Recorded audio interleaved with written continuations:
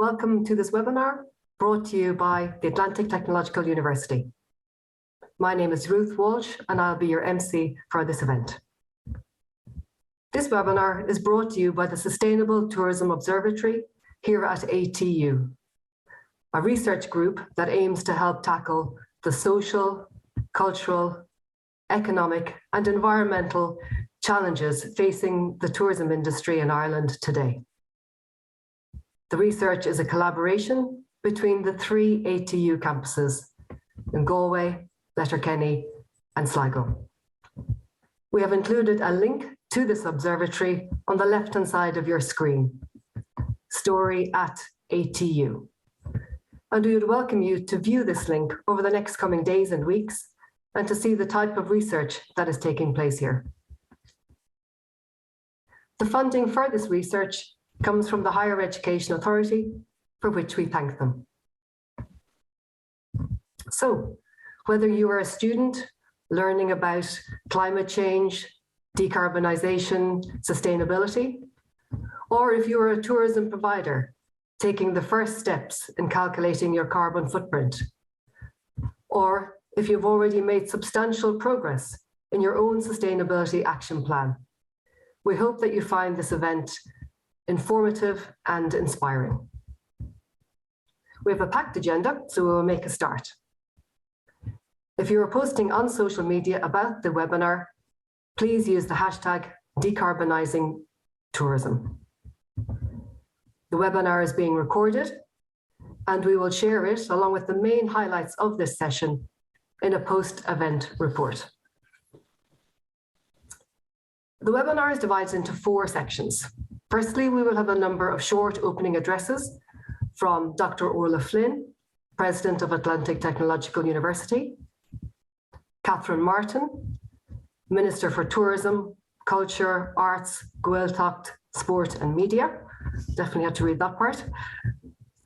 Paul Kelly, CEO of Fáilte Ireland, and Owen O'Mara Walsh, CEO of the Irish Tourism Industry Confederation. We will then move on to the main section of our webinar with speeches from both domestic and international industry experts who will discuss how the tourism sector can positively contribute to the decarbonisation agenda. In the third section of our webinar, we will show a number of short 5-minute case studies from tourism businesses based here in Ireland that are already displaying best practice regarding decarbonisation and sustainability initiatives. We'll be showcasing Hotel Doolin, Croke Park and the Cliffs of Moher. In the final section of our webinar, we will hear briefly from the heads of department in tourism here at ATU as to what steps they are taking in progressing sustainability in their departments. We hope to finish the webinar by 2:30 p.m. There is a feedback survey on the left-hand side of your screen, and at the end of the webinar, we will ask you to evaluate the session, and that will give you an opportunity to pose any questions or comments you may have at that point. We will then collate and include these questions in our post-event report. So, I am delighted to open proceedings and invite Dr. Orla Flynn, President of the Atlantic Technological University, to give the opening address. Garmagat Ruth and Boalam Fáilte Criúla Corroiv Galéir, Smisha Orlini Line Uachtaráin in Upskilling Technological on Atlantic. You're all very, very welcome here to this webinar. And this is a phenomenal event. Absolutely delighted to see colleagues coming together from across Atlantic Technological University, from all campuses, working in the tourism space. One of the big challenges of establishing the technological universities is really harnessing the strengths of the whole university, pulling together people who are engaged in a particular initiative and getting them working together as one. when looking at the tourism activities, this really was no challenge at all because the team here in tourism were already working extremely well together. The STORY Sustainable Tourism Observatory was already established prior to us becoming ATU. So delighted to have the team coming together to engage in this most important endeavour. Tourism is a key industry for the west and northwestern region of Ireland, and that's the area that is covered by ATU. And tourism supports so many jobs across multiple sectors. And we often talk about the need to support multinational companies coming in and people coming to visit our region. But the tourism agenda also supports quality of life for people who are residing even in the region. This is a sector that supports over 250,000 people nationally, and it is really important that we engage with all of the businesses and the industry in that area, whether very specific in hospitality or in the extended industry areas. The webinar today, we've just heard there from Ruth, is going to last about an hour and a half. I've seen the agenda, and I will take off my hat really for anybody who doubts the ability of this team to get through the agenda today. But perhaps maybe just a little few comments around this, that the webinar is going to look at national policy. We're going to look at academic and activities and endeavours in this area, and then looking at some niche areas around aviation, hospitality and food. The case studies from the businesses around the region and nationally indeed will also be very worthwhile and worth really tuning in for. We also find that work in the tourism sector, it can't always be corralled just into a niche box, because what you find is we find that there's an overlap between supply chain, between artificial intelligence and big tech, and also overlapping with areas like space and sustainability as a huge part of that agenda. So that's really it for me. I'm delighted to welcome you, and our colleagues here are based at a number of campuses: Galway, Mayo, Sligo and Donegal. And again, really delighted to welcome all of our visitors here today, and to say good luck for the remainder of the webinar. Gormila Magriv, I'm going to hand now over back to you, Ruth. Thank you. Thank you, Orla. Next, we are honoured to hear from Catherine Martin, Minister for Tourism, Culture, Arts, Gaeltacht, Sport and Media, who will inform us of the latest developments that she and her government colleagues are making in this area. Díomh, chuireann sé an áthas orm an seminar Grayson seo tuairisúrach na hÉireann na gheabhsú do gabhainn decarbonathe a oscailt. To begin with, I would first like to congratulate PhD student Anita Confrey and Supervisor Dr. James Hanrahan on the extensive work and research they have put into producing this fantastic report on the carbon footprint of Irish tourism. I also want to thank the Sustainable Tourism Observatory at Atlantic Technological University for organising this webinar. As many of you are aware, this is a topic that is close to my heart, and it is a most pressing matter for all of us as citizens. This is very timely research, and it has been well received across the tourism agencies and by industry.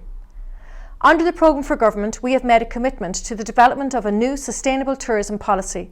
This new tourism policy will seek to support sustainable economic development in communities throughout the country, whilst protecting our environment and natural resources through a greater spread of demand across the year. The research that you've carried out and the ongoing work that you are doing will play an important role in helping us realise a more sustainable tourism environment going forward. The government cannot drive climate action on its own. We need a collective effort from all areas of industry and society. New practices need to be implemented to shape and positively influence our tourism industry so that we can drive meaningful action on climate change. My department officials have started an initial consultation with key stakeholders, which reviews existing policy and will assess best practice moving forward. This will help identify the key policy imperatives and establish a clear vision statement for where our tourism sector needs to be by 2030. Recently, I attended Fáilte Ireland's Conference for Climate Change and the launch of Fáilte Ireland's Climate Action Roadmap. Their toolkit consists of 8 different guides for businesses, along with practical supports such as webinars and workshops and easy-to-use digital carbon calculator. The guides introduce key areas, defining the climate impact and carbon footprint of businesses. I welcome this invaluable resource for businesses. The American author Wendell Berry said, "The earth is what we all have in common." Through your research, by virtue of events such as today's, we can show that commonality to all. Fostering a collective sense of shared purpose will only serve to help us reach our climate change goals nationally and as a sector. This will ultimately lead to a better outcome for all humanity, and I commend and encourage you to continue this work. I hope you enjoy and are inspired by the talks that follow. Enjoy the rest of the day. Gurav Mahagav.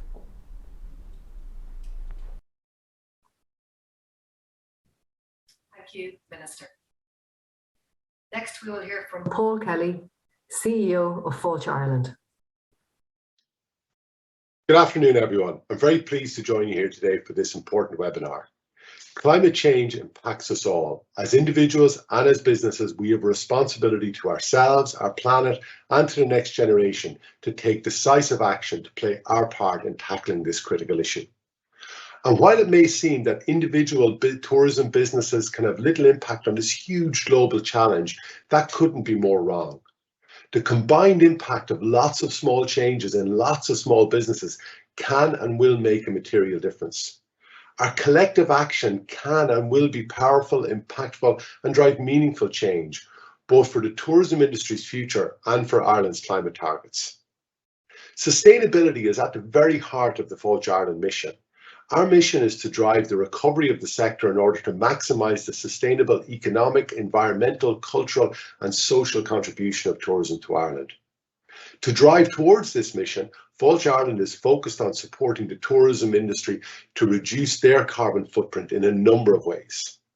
Firstly, we'll be using an internationally recognised carbon reporting framework, and Fáilte Ireland will benchmark the performance of the Irish tourism industry through this. But monitoring carbon use is really important at an individual business level too, and businesses can find a very useful and user-friendly carbon calculator in the government's toolkit for business. This tool has been developed by the Department of Enterprise and the Department of Climate Action to help businesses monitor and progress on their climate action journey. Just last month, we launched our Climate Action Roadmap, and this roadmap highlights the steps a business can take on their carbon reduction journey. And it includes a suite of practical capability supports to help in reducing costs and making change in areas like energy, food waste and water. Our regional development teams in Fáilte Ireland, in conjunction with local authorities and other partners, are working with destinations across the country to benchmark their sustainability performance. They will take steps to progress them on their own sustainability journey through our 4 regional tourism strategies. These strategies are currently undergoing final environmental assessment. But these regional strategies provide a 10-year vision and a 5-year action plan. They identify what needs to be done to unlock the commercial potential of each region, while also critically protecting the environment and enhancing the lives of local communities, and of course, serving the needs and expectations of our visitors. These strategies will be the blueprint for sustainable tourism development. Climate action is the most important global issue, and like all sectors of the economy, tourism must play its part. And doing this will require significant changes to all aspects of the tourism economy, and it requires effort and willingness to embrace this change from everyone involved in our industry. The work being done by Dr. Orla Flynn and the ATU team will play an important part in driving this forward, and I thank you for that.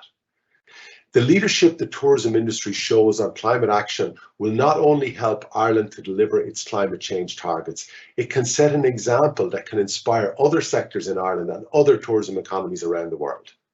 Finally, just to thank you all for your attention, and I wish you all a productive and informative session. Thank you, Paul. Next, we will hear from Owen O'Mara Walsh, CEO of the Irish Tourism Industry Confederation. Hi, my name is Owen O'Mara Walsh. I'm Chief Executive of the Irish Tourism Industry Confederation. We're the umbrella representative group for Irish tourism and hospitality interests. And of course, sustainability is everything at the moment. Everything we do and everything Irish tourism does and the future of Irish tourism has to have sustainability at its heart. That goes without saying.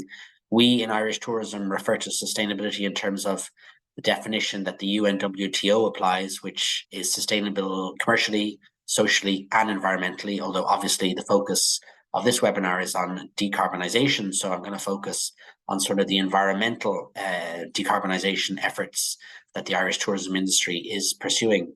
I suppose, you know, there's going to be a new national government policy next year, which will have sustainability at its core. But in many ways, the Irish tourism industry is ahead of that. And last April, we published a flagship report on the sustainability of Irish tourism. We looked at it across the three pillars that I mentioned: economic, social, and environmental. And in terms of the environmental pillar, this obviously has most interest to you. There's a huge challenge in many ways for Irish tourism, because we all fully sign up to the 51% reduction in greenhouse gas emissions by 2030 and net zero by 2050. And there's a lot of good intentions and there's a lot of goodwill from Irish tourism and hospitality businesses. But some of the sort of big ticket items, I think we're going to need assistance on from government. It's going to have to be enabled by government, because a lot of tourism businesses are SMEs, have modest profit margins, and can only do so much. Our report is online. It was put together by an industry steering group, which included the key stakeholders within the sector. And as I say, we came out with a number of recommendations within the environmental pillar, and they focus along setting baseline and emission targets now to achieve 2030 and 2050 sector goals. There was a big concern that the tourism industry didn't actually know what its carbon footprint was. And I know some work is ongoing in this, and there's some really good stuff out there, but I think it's incumbent on government to establish the benchmark, tell us where we're at, so that we can measure progress against that. So the second recommendation was all about monitoring and reporting progress. The third recommendation was about providing finance and investment to industry for transition to a more carbon neutral business model, and we focused on the Just Transition Fund that the government has set up, and that will have 9.5 billion euro in it by 2030. These are obviously all the carbon taxes that government is collecting, and the tourism sector is saying, right, we should get a proportion of that 9.5 billion euro to enable us to make all the measures and initiatives that are needed in terms of retrofitting, using green energy, managing waste, all that sort of stuff, green aviation fuel, all those really big ticket items where, you know, the modest profit margins of businesses don't allow them to invest accordingly, and government needs to step in. Another key recommendation, and one that has just come to pass, was the idea of rolling out a carbon calculator for businesses. So actually allow businesses measure on an individual basis what their carbon footprint is and how they're comparing against a competitor set. And Fáilte Ireland have just rolled out the carbon calculator as of last week. And they've also rolled out, which is another recommendation we called for, a climate action toolkit to enable businesses or to help businesses make that progress. One of the other areas that we focused on was developing an offsetting project of scale in Ireland. This is all about the circular tourism sustainability model. And we all know about offsetting. It has a bad name to a certain extent, but, you know, the idea of you know, a visitor contributing to their carbon footprint by offsetting some of their carbon footprint, and by contributing to an Irish project of scale, maybe something in the boglands or something of that nature. It would allow, if you like, Irish tourism to benefit from a visitor's sustainability goals. I'm conscious that I've probably outstayed my welcome. I've shot over the 2 minutes, but there's an awful lot there, and hopefully what I said makes sense, and certainly we're committed to the journey. We want to do our bit. This is an existential crisis for mankind, for the planet as a whole, and Irish tourism has to step up to the mark. Thank you. Thank you, Owen. We're now delighted to welcome the first of our international speakers, Ufi Ibrahim. Ufi is the founder and CEO of Energy and Environment Alliance, a global coalition of hotel investors, asset owners and managers working to transition the tourism industry to net zero carbon and ESG, environmental, social and governance stewardship. Ufi is also the former CEO of the British Hospitality Association. Well, thank you everyone for having me. It's a pleasure to be here with you. Now, the way that our industry observes what's been happening recently is that we believe that we've moved from ESG 1.0 to ESG 2.0. What do we mean by this? Basically, ESG 1.0, the landscape, the political landscape, the regulatory landscape, the landscape in terms of capital markets over the past few years has very much been focused on unregulated, self-assessed, self-congratulatory, self-descriptive sustainability reports. Very much a focus on CSR and businesses looking internally as to what projects they could cherry pick and focus on and present forward. That landscape has changed. ESG 2.0, which is very much here, is focused much more on regulation, and particularly regulation to stamp out greenwashing. Now, as the decarbonisation of major economies gathers pace, so too is the move by businesses to actually take this forward. So that's the landscape that we are currently seeing. Now, what does this mean for businesses? What are businesses and investors actually doing at the moment, internationally speaking, and particularly in Europe? This means that they are grappling with the impact that this will have on risk to their businesses. And as you know, business risk exposes the company, the business, the investment, the fund to failure, lack of profits, or just failure of the business overall. So this is what businesses are currently grappling with around environmental, social, and governance performance and net zero carbon. And they're looking at various aspects of risk. The first is compliance risk. They're looking at whether or not they will be compliant with regulation. And some areas of regulation which are coming in are having an immediate impact on the ability of a business to continue to operate in our industry. So for example, in Europe, the Climate Resilience Act, which will mean that by 2025, if your hotel building doesn't meet a certain level of energy performance, in this case, energy performance rating of G or above, you will no longer be able to commercially operate that building. This type of regulation which is coming in is focusing the minds of investors, owners, and operators very seriously on eliminating compliance risks so that they can continue to operate their businesses. So their focus is very much at the moment looking at ESG through a risk lens.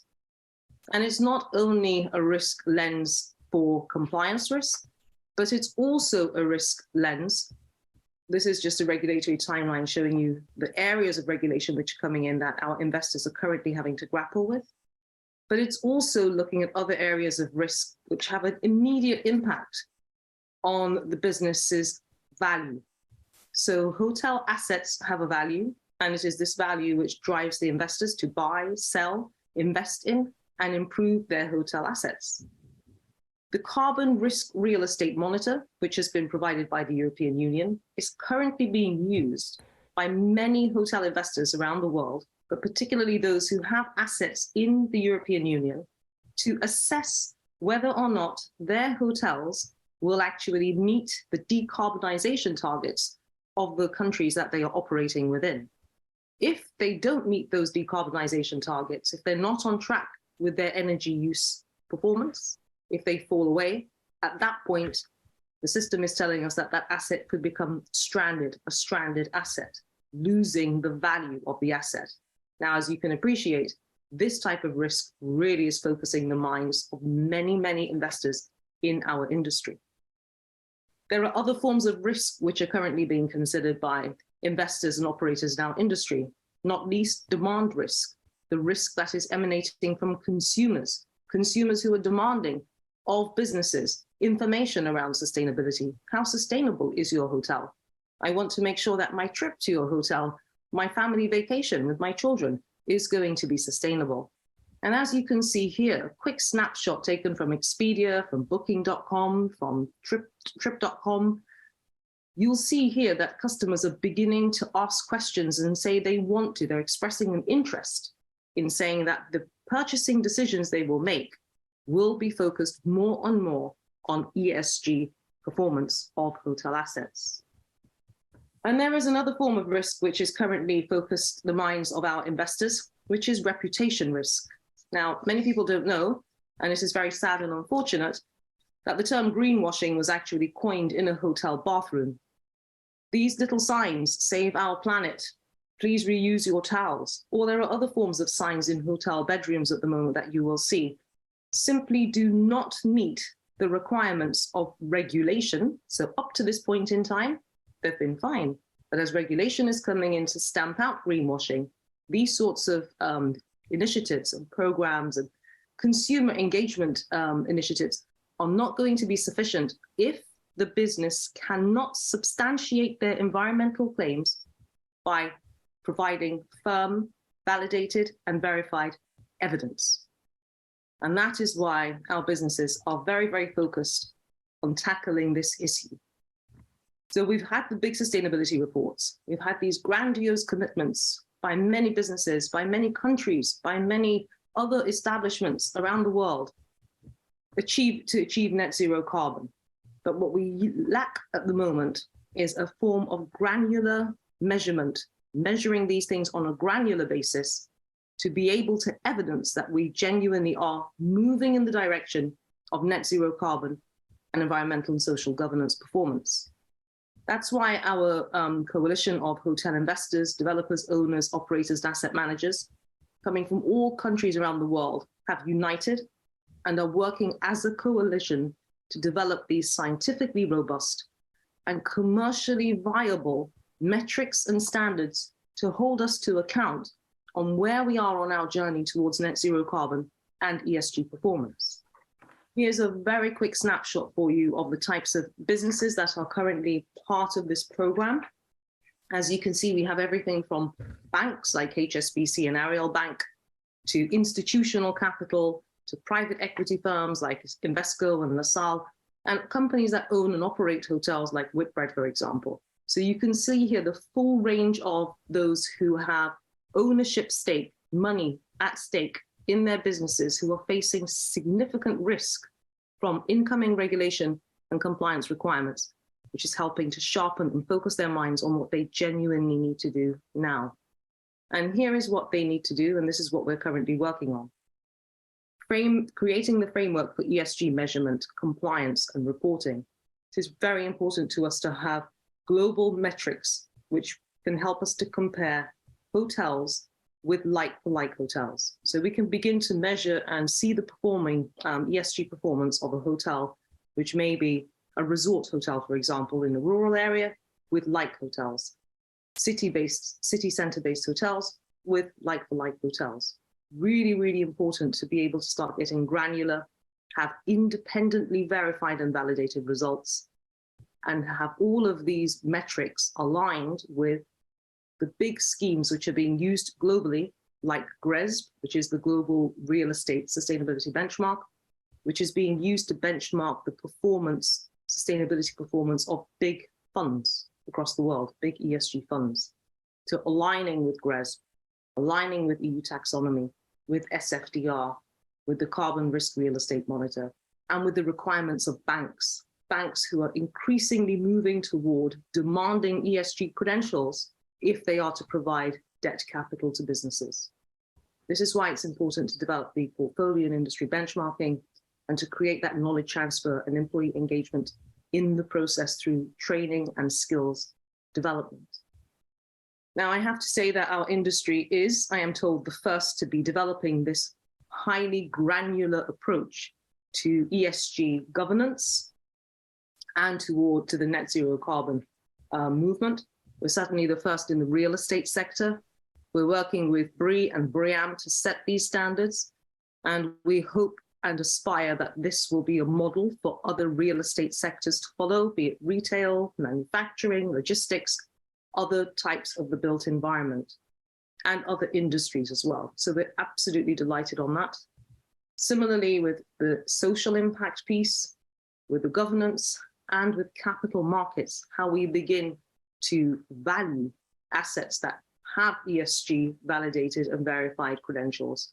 All of these questions, we're at the very start of our journey, starting out on ESG 2.0, lots of questions at the moment, more than answers, that's the reality.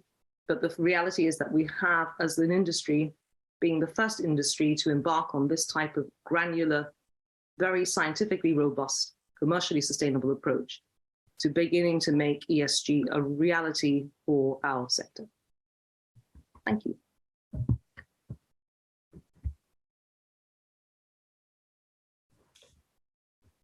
Thank you, Ufi.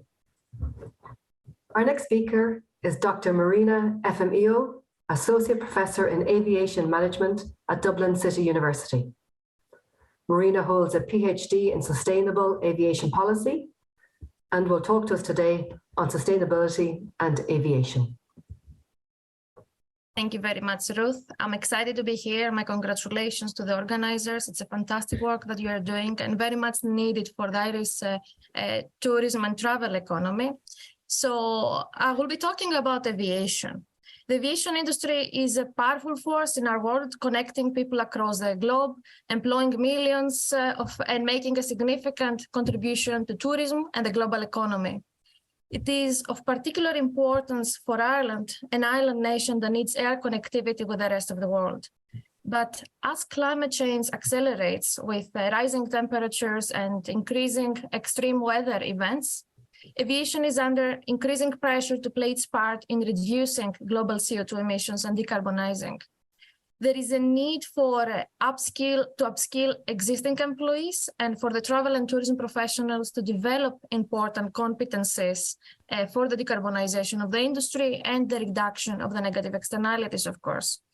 So in this presentation, I will be focusing on 4 main topics: the bidirectional relationship between aviation and tourism, the impact of aviation to climate change and vice versa, the pressure for aviation to decarbonize, and the need to upskill aviation professionals across the industry. So we see that aviation and tourism, they note elements of codependency and coexistence. In a study that I did with some colleagues some years ago about attracting low-cost carriers to Greek islands, we also looked at this bidirectional relationship between aviation and tourism, also known as the chicken and the egg problem. The graph may look a little bit complicated, but I will take an example to explain that relationship. So, for instance, an increase in the frequency of flights can improve both the quantity and quality of the visitors, as well as, among other things, the destination attraction. If the destination is very attractive, the demand for the route can increase the flight's frequency. That was the case for many Greek islands. Some of them developed as tourist destinations because a low-cost carrier placed a route and then the destination was discovered, and others were very attractive destinations already, and the airline served that demand. Speaking of routes at Greek islands, we already see the spread of the demand changing due to warmer weather. Nobody wants to go on holidays during July, trust me, and airports being affected by climate change. So it is well recorded that aviation contributes around 2% to climate change, which means significant impacts to the welfare, like food security, migration and human conflicts for precious resources, health problems. We have 3 times more extreme weather phenomena because of climate change. When I explain the business case for aviation to decarbonize, I always refer to the impacts climate change has on aviation, because that's not always well noted. So we see, for instance, the rising sea levels threatens long-like airports. We have seen extreme unpredictable weather that causes delays. We have more clouds that they reduce the visibility in Middle East. We have greater temperature maximum and crowd level that can also decreases the air density, reducing the lift force of an departing aircraft, which means that we can have significant effects on the payload, so fuel and paying passengers carrying capacity. We have icing caused paradoxically on the planes. We have changes in the prevailing jet streams, which is a very important element, especially from Ireland connecting, going transatlantic, because those changes can affect the time, the routes, and also the fuel consumption. We have more clearer turbulences. That's not very pleasant. And also we have seen the rising of what I will call the Greta phenomenon, highly criticism towards aviation and being perceived as a very carbon-intensive means of transportation. So in this graph here, I'm going to focus more on the emissions. What we see is that its new generation airplanes have up to 25% more fuel efficiency than the one that it replaces. This has led to modern aircraft producing 70% less CO2 per seat than the first jets in the 1950s. So while we see the technology being improving, so if you see on the bottom one, the average fuel consumption of commercial flights has decreased by 24% compared to 2005. At the same time, though, the full flight CO2 emissions have increased by 16%. Okay, so that's a significant problem. But then the big question is, how can aviation reduce its climate change impact? We hear a number of terms. We hear terms of carbon neutral by 2050, decarbonisation, and so on. So in 2050, it is predicted that in-sector measures could reduce CO2 emissions by 69% to 59 million tons compared to a business-as-usual scenario. So that savings are coming from 19% improvements in the technology and innovative design of aircraft, 88% from air traffic control management optimization of the airspace structure, 37% from sustainable aviation fuel, and 5% from electric hydrogen aircraft. If I take a moment to explain a little bit the sustainable aviation fuels. So current sustainable aviation fuel supply remains low, at least at less than 0.05% of the total EU aviation fuel use. The European Commission has implemented a SAF blending mandate called RefuelEU for fuel supply to European Union airports, with minimum shares of SAF gradually increasing from 2% in 2025 to 63% in 2050, and the sub-mandate for power-to-liquid SAF. To achieve this RefuelEU, 2.3 million tons of SAF will be required by 2030. Approximately 14.8 million tons of SAF will be required by 2040 and 28.6 million tons by 2050. We need to keep in mind that also we have high competition for a supply of good quality, sustainable biofuel with other means of transportation. So there we need to have managers that they can understand the sustainability requirements and also which biofuel is compliant with those requirements and take the right decisions. If we start looking around other options for decarbonisation, we do have the implementation of many cases of green taxes, carbon taxes. On the map on the right, you can see those airports that they have implemented. Those charges with green are those who have the emission charges, with blue are those who have noise and emissions charges. Then another important element that concerns a lot the aviation industry is market-based measures. So currently we have the European Union Emissions Trading Scheme and also the International Civil Aviation Organization Carbon Offsetting and Reduction Scheme for International Aviation. So aviation has been added in the EU ETS since 2012, including only CO2. It was stop the clock to consider CORSIA, and then now we see with the implementation of CORSIA, we will also include international flights. So there will be included flights, for instance, flying from Dublin to JFK. There has been the allocation of responsibility for the existing stock of carbon, contradicting interest in many cases, the free rider incentives, and the difficulty to measure aviation impact can make the climate change policy quite intractable.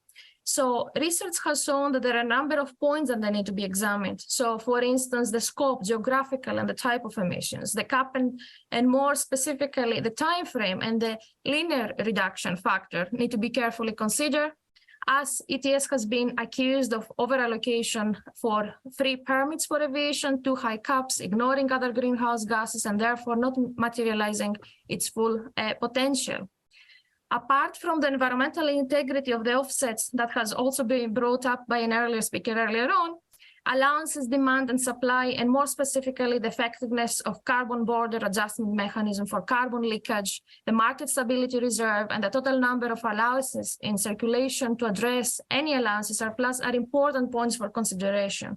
So when we have an aviation professional considering the different options, elements of transparency, scope, price, efficiency, and effectiveness are of particular importance. We need to have educated people. We need to have environmental training, not only for those who are sustainability experts, but for everybody. So I have an example here where we need to take educated decisions, for instance, when we consider the interrelation between fuel and capacity, or noise and fuel. So for instance, you might have an airplane flying above Dublin Airport, taking an extended route to avoid densely populated local communities, and therefore reduce the noise exposure for those populations, but at the same time, we might have an extended flight path that will burn more fuel, leading to more CO2 emissions and other gases.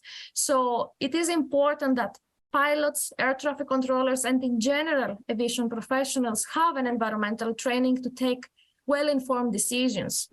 So if I can bring an example here, I know that we're talking about upskilling. I think it's extremely important that we also talk about skilling and reskilling.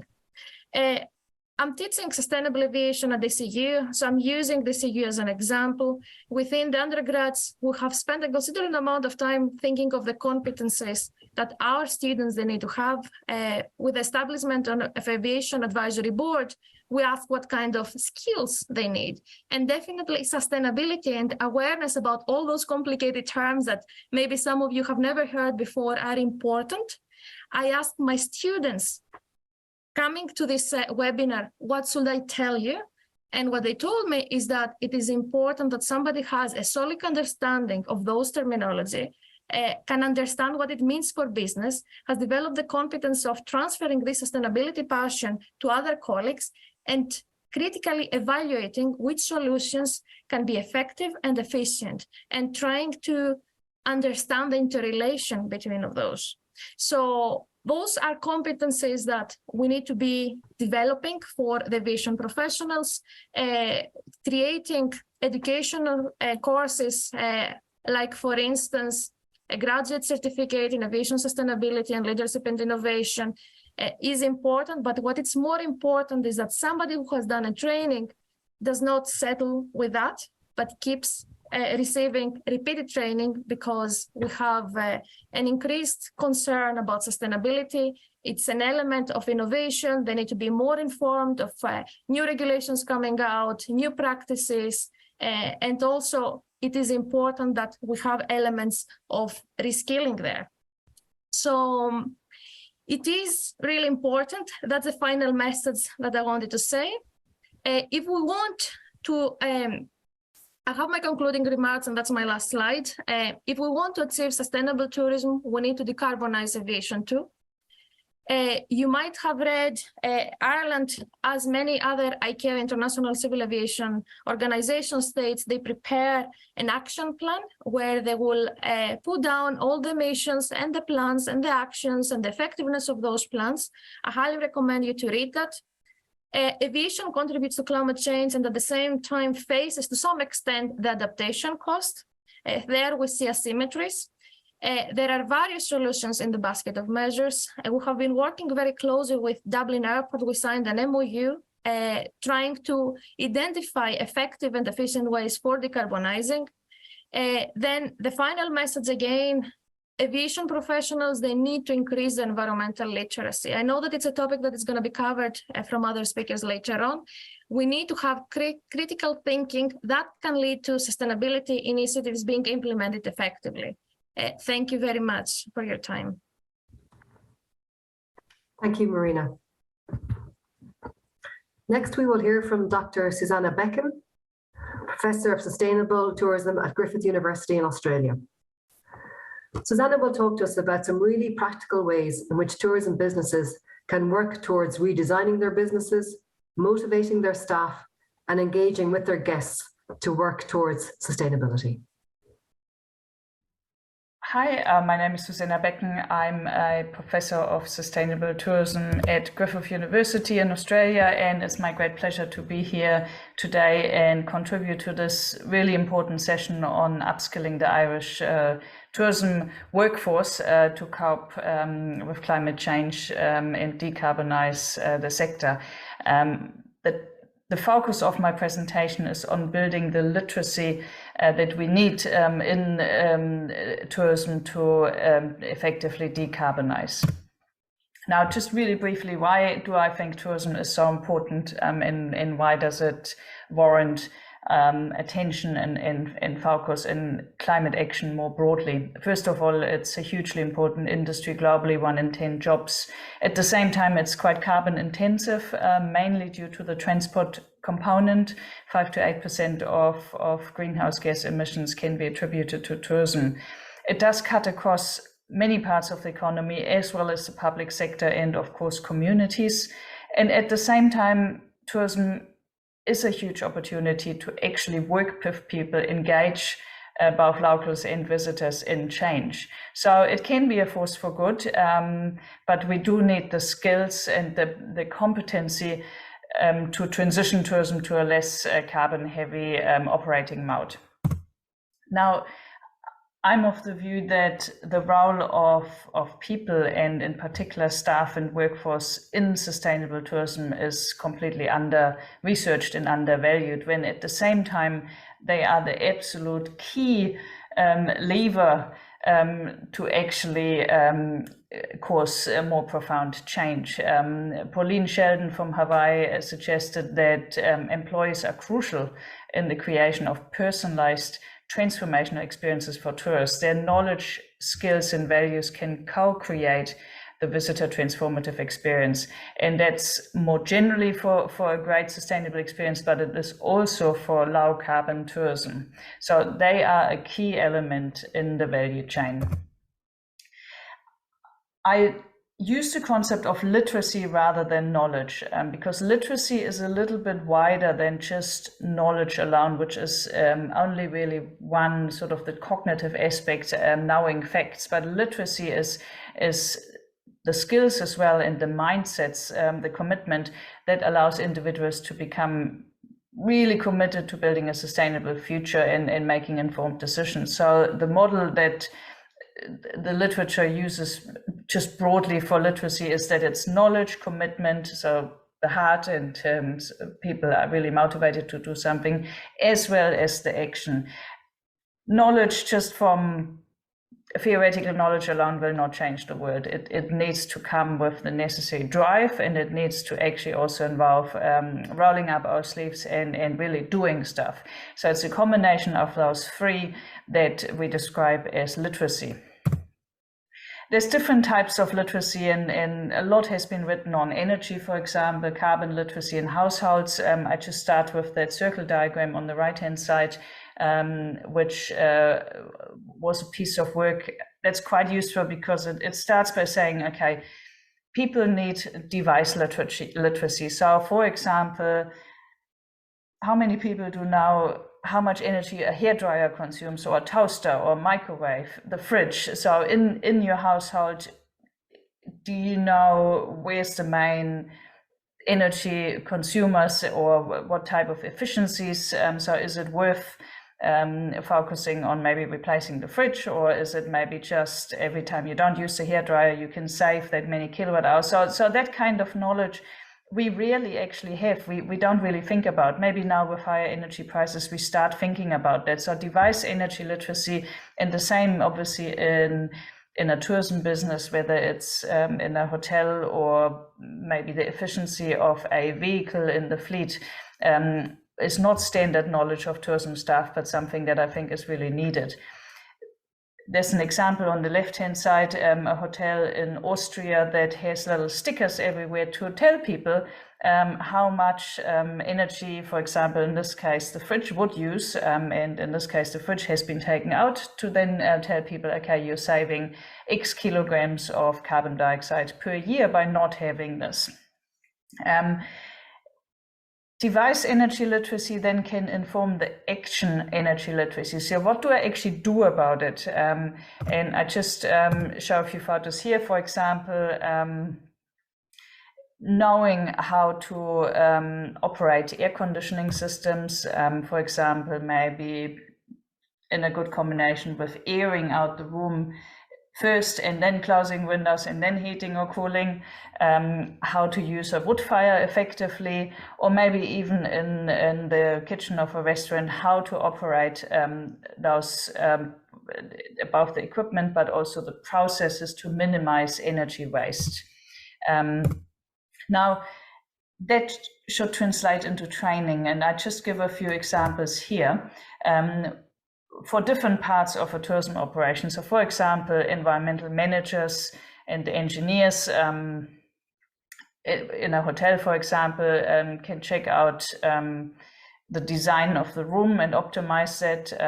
For example, very often we have maybe windows that don't open so people can't get fresh air, or the heater is directly under the window, or the fridge is built in a way that there's excess heat behind in the cupboard, making it really quite inefficient. Maybe there shouldn't be a fridge, etc. So there's a whole lot of things in actually typical hotel rooms. Once you have a bit of knowledge, you walk in and you realize the design is absolutely not efficient. So the staff in charge at a hotel or maybe even an office need to be knowledgeable enough to be able to see it and fix it. For housekeeping staff, for example, room temperature, how to manage it, what's a good temperature to set the air conditioning on, again, airing the room out, closing the curtains when it's a hot day or even in the evening when it's a cold day to keep the heat in, how to clean effectively without wasting too much water, because water, of course, also needs to be pumped and uses energy. So there's a very close link between water consumption and energy consumption. For the drivers who work in the tourism businesses, there's actually been a research on driver training. This was a study in Canada for tourism businesses, and it found that driver training can make a very significant impact on fuel efficiency, fuel consumption of a company, alongside vehicle maintenance, tire pressure, and so on. In terms of procurement, of course, training could focus on, again, maybe this has to do with the device literacy, what to order, what types of products are more efficient than others and have maybe a long-term benefit, even though they might be slightly more costly in the capital cost, but they will save a lot of cost in terms of operating. Restaurants, quite a bit of research has been done on food waste, and again, of course, reducing food waste not only saves costs, but it saves greenhouse gas emissions. For example, the plate size at a buffet makes a difference, whether companies are composting the organic materials. Again, training is needed for that, because that's not normally what we teach students at the university, nor part of practical training. So we need to build up those skill sets. In terms of frontline staff engaging with the customers, and you can see two pictures here, one using information printed on a sheet at check-in, the other one an app, just to inform visitors, encourage them as well, build their literacy, build their commitment, and give them the chance to actually engage in some actions as well.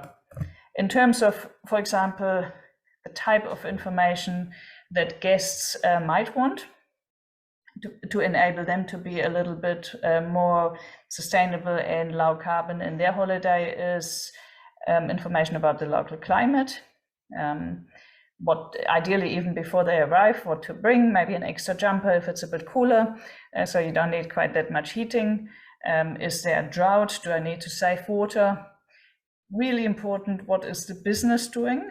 Because when you share with your guests what you are doing, what you're committed to, that entices some reciprocity for the guest to engage as well. And again, so that requires literacy on the part of the host, the tourism business, to be able to competently talk about low carbon initiatives in the business. The tourism business can provide specific suggestions for the guest, what they can do, switch off the standby, or as I said earlier, pull the curtains in the evening in winter. depending obviously on the business, on the type of activity. They can point out extra services or amenities, like, for example, bicycles that the business provides, extra blankets in the evening, or they may ask the guest to sign a pledge. Really important though, and you can see that lady here, if the business engages the customer, it's important to be consistent and credible by not then having air conditioning blasting or all lights on when you enter the hotel room. There's different ways of learning. One is, for example, for a company, is to maybe encourage professional development more generally. There's been recently quite interesting online courses on regenerative tourism. They could be broader or they can be really specific to foster certain skills. It might be useful to bring in an external expert to really have a look at the business, audit it, identify carbon savings, and then share that with staff, or involve them in the process, empower them to give them the chance to put forward ideas, have some staff competitions or have some creative space, maybe allocate some budget for staff to come up with green teams or something like that. And by doing that, grow that commitment part of literacy, the heart and opportunity for the hand. So to actually pitch in and do something together. It could be even part of the job interview. It needs to be incorporated into the role description, into the workflow of the staff. Ultimately, the more we can connect the staff, the workforce in tourism to the place, whether it's a local culture or nature, and make them feel part of a greater journey, the more literacy will build up and evolve. One really important opportunity for learning is not to sit in a classroom, but it's to go outside. And you see the photo here of, for example, planting vegetable garden and so on, really feeling the environment, maybe having also field trips to understand the impacts of climate change, connect the sustainability action with some positive experience. And so, for example, here you see the children feeding the chicken. This is a hotel in Australia where food scraps become something really exciting and positive and give the guests the feeling that they give back to a cycle. So connecting climate action with other initiatives like growing food, like being healthy, for example, in the case of offering bicycles, is a very fruitful avenue to really embed climate change. So embedding climate thinking and climate doing in everything we do, across staff training and across how we engage with visitors, will hopefully provide a rewarding approach to build our literacy and then ultimately the outcomes of having low carbon tourism. So with that, I close and thank you again for having me, and I wish you a great reminder of the webinar. Bye. Thank you, Susanna.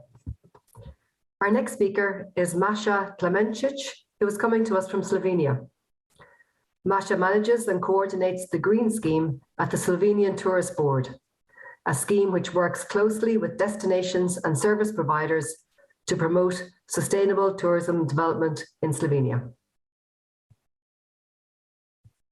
Hello, thank you very much for this introduction and thank you for having us. So today I will talk a little bit about our national program, the Green Scheme of Slovenian Tourism. And through this program, we are trying to promote the responsible development of tourism on a national level. Now, the Slovenian Tourist Board is a national marketing agency. So our main job up until a few years ago was marketing. And with this Green Scheme, we are more and more involved in the development of tourism. And I will try to show you through this example how we are trying to influence our Slovenian businesses and Slovenian destinations, places and towns to act more responsibly. Next slide, please, John. Thank you. So first, I would like to tell you about our strategy, because I think this is one of the most important factors of success of our Green Scheme of this national program. Because if you don't have support from the governmental level, and also from this political level, it is very difficult to continue such a program through 7 years as we have been doing. Now, our strategy, the current one and the last one, has defined the development of Slovenian tourism in a sustainable way. So this is something of message that we want to give in general. And now on the next slide, you can see why the green scheme is important to us. So in the strategy, we have defined, as is visible from the next slide, that we have chosen this third scenario. So to have a little more tourism and a lot better tourism. And this is something that the scheme is helping us with, because in Slovenia, obviously, we don't have mass tourism. It is still a small country, but still the numbers are growing. So we know that we need certain numbers because tourism, of course, is still a business, but you can get more benefits, of course, if you have a more managed development and not just bigger numbers. Now, in the next slide, we have our vision. The vision that was defined with the new strategy that was published in May this year. We are striving for smaller footprint and more value for everyone. And with one more click, John, you can see that we already have a tool for that.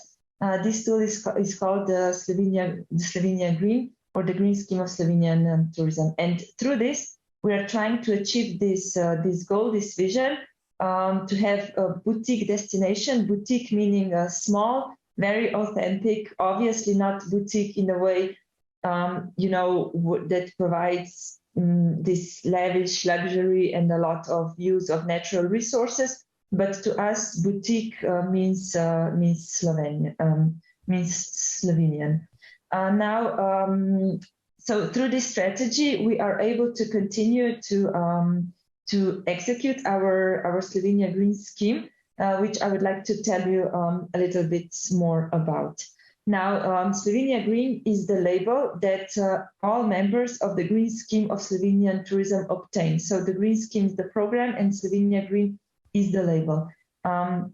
In the next slide, you can see why it is so well thought out, because in Slovenia, we have these relevant green facts. We know that we have a lot of forests. About 60% of the surface of our country is covered in forests. We have very clean water. People are in general very outdoorsy. We know how to appreciate nature, but we didn't know how to really put that in tourism, in our messages, because every country has something that it is known for. In my mind, Ireland is known for its greenery and for the rivers. And, if you think about Croatia, you think about the coast and the sea immediately. But in Slovenia, we have a little bit of everything. We have mountains, we have the coast, we have good gastronomy. But one thing I think that is authentic to all of this, that connects everything, is this authenticity and really care for nature. So we tried to give value to this feeling through the program of Slovenia Green. So through this program, destinations and businesses can get evaluated according to international standards, and they can get this Slovenia Green label. Now, we started developing this in 2009 with some strategic guidelines and then manuals, and it took us 6 years to actually develop this scheme and to do the pilot phase. And since 2015 until today, we have gotten over 200 members. And this means that over 200 destinations and Slovenian businesses have obtained an international certificate that proves that they are working in a sustainable manner. So this is really important to us, because we don't want to just have our own certificate and say that we are a green country because we say so in our marketing messages, but we wanted to have a solid basis for this claim. So as you can see, the scheme for destinations is based on the green destination standard and also on some ETIs characteristics. And for service providers, we have these 9 labels that businesses can get to enter into the green scheme. And for parks, you also have these two labels. Now, for businesses, it is important that they enter the scheme, because by obtaining one of these international certificates, they can get lower costs of of operation, as is seen in the next slide. And they can also get more promotion on our side. And what is important to mention is that it is not only important for businesses. So we are trying to develop the Green Scheme of Slovenian Tourism, especially as a management tool for businesses and for destinations. But it is also important for us as a national tourism agency, because it helps us to position Slovenia in an international space. So at the moment, we have over 120 accommodation providers already. We have 58 destinations in the scheme. Then we have 46 restaurants, some attractions, agencies, parks, and 2 beaches. So in total, we are quite happy with this growing number of the members of the Slovenian Green Scheme, because this really shows that these steps to improve sustainability are being followed. And because we have so many members, we have been able to divide the scheme into 2 levels, the certification level and the level of tools. And through these tools, we are trying to give destinations and businesses, concrete directions on what to act. For example, we have this project to eliminate single-use plastics, to have greener offices, and to have greener events, with no plastics, with less transport, and so on. So this is the way we are developing the scheme. What we can give to our members as an award for their sustainable work is that as a national tourism agency, we can provide more promotion. We are doing this through our website, through study trips. For foreign journalists, for example, when they visit Slovenia, we always try to take them to our destinations that have the Slovenia Green Label. We always try to really stress this aspect of our work. Then we put it in all of our publications and newsletters. And also, thanks to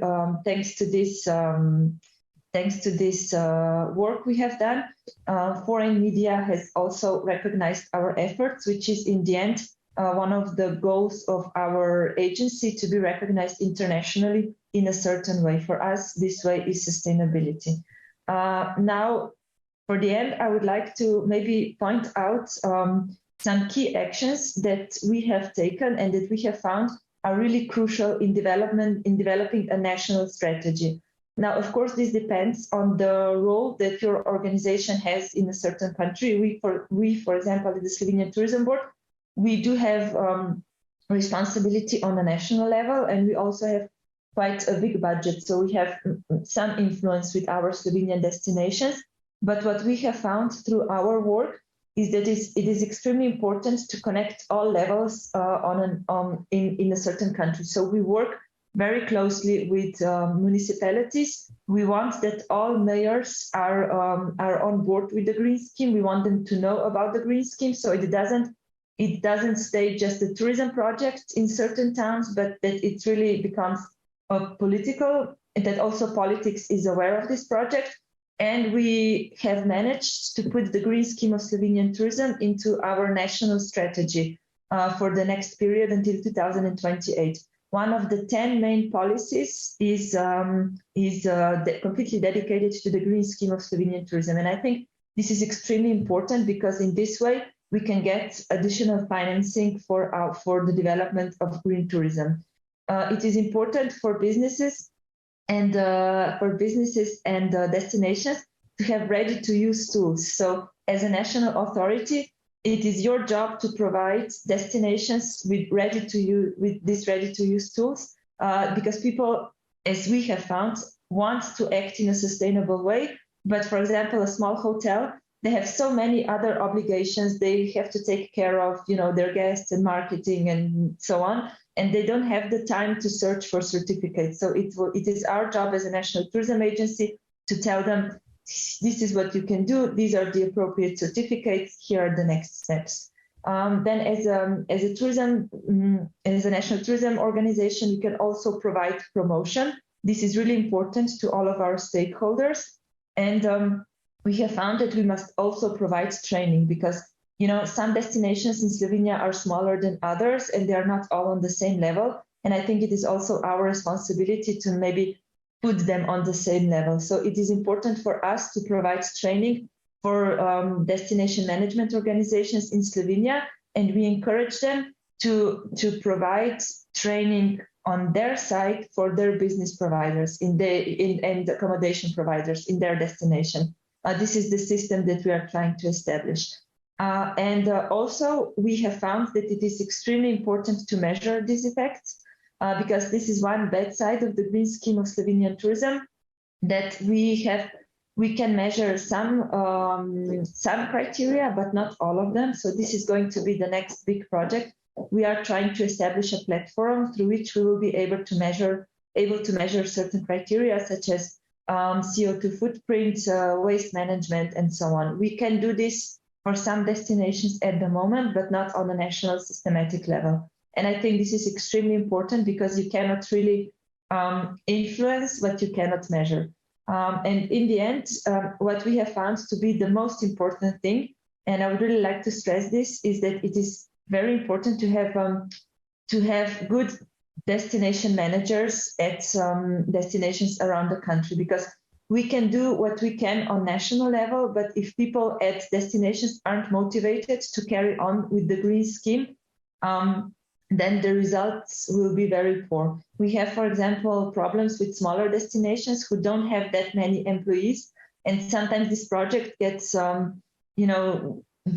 is someone who has a lot of other responsibilities gets stuck, if I can use this term, get stuck with this project, and they do the minimum that they can only to get a certain label. So this is not what we want, and you can really see the difference if a destination has motivated destination managers. So I think one of the most important aspects is to have motivated people and employees.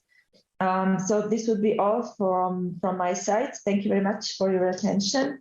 And here you have my contact if you would like maybe to send me any questions later. Thank you, Masha. Next up is Conor Spacey, the Culinary Director of Food Space Ireland, which operates outlets throughout the country. Conor focuses on providing a sustainable food system that involves seasonal Irish ingredients, working directly with farmers across the country, and implementing a zero waste policy, which also reduces their carbon footprint. Hi, everyone. Delighted to be here. It's a great webinar and great to have so many different avenues from the tourism sector speaking at this. Obviously, I want to talk about food, and I want to talk about food waste in our kitchens and how that affects obviously our carbon footprint, and also tourism and what tourists, I suppose, expect as well when they come to Ireland and what they look for within our food. So for me, it's very important that chefs understand the vital role they play in kitchens. And what I mean by that is that chefs in our own industry, in our own right, I suppose, within kitchens, we're right in the middle of the problems around food, but also the solutions around food. We are the people that create the different menus, create the food that's going on and where that food is coming from. And we also, by the food on our plate and by the menus we are putting together, can influence our customers and tourists as to what we can do better around food. And I think it's really important that chefs understand this and step up to the responsibility that we have to actually change what is a broken food system. Food loss, as we know, is huge, food waste. And I think it's good to understand the different types of food waste. So there's food waste and there's food loss, and we can play this pivotal role in both. So food loss is food that basically is lost at farms and at transport and growing and so on. And a lot of that can come from our procurement, how we procure our food better, regardless of whether we're procuring directly from a smaller restaurant and cafe or whether we're a large hotel group that have a procurement department. We really can control where we spend our money and how food is lost within our purchasing of getting from the farm to our kitchens. That's one area. And then food waste is the food that we have physically within our kitchens and what we do with that. And I find, and I'm probably a bit of a dinosaur when it comes to this, I'm over 30 years as a chef. I'm over 25 years studying sustainability. I think it wasn't even a word back then, and food loss. And what I find is I try to look at why we are what we are. Like, why are chefs, in one hand, very creative people, but on the other side, create so much waste? And a lot of it is around our training. It's the belief that we have to use a certain cut of meat, or a vegetable has to look a certain way on a plate. And in fact, a lot of it is a thought process around when we are creating a dish, we're almost creating it back to front. So as chefs, we tend to create how we want something to look on a plate.